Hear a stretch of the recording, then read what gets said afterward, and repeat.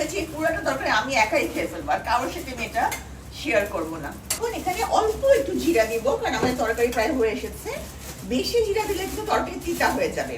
জিরাটা দিব শুধুমাত্র সুন্দর একটা গন্ধের জন্য। হ্যাঁ, দিয়ে আমরা রেখে দিচ্ছি।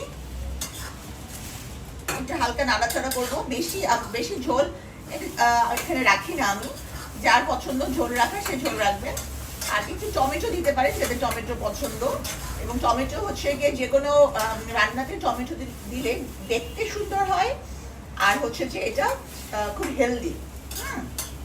আর আমি এখানে একটু ধনে পাতা ব্যবহার করেছি, ধনে পাতা দিয়ে দিচ্ছি। এখন দেখেন এই ডিশটা কি সুন্দর হয়েছে।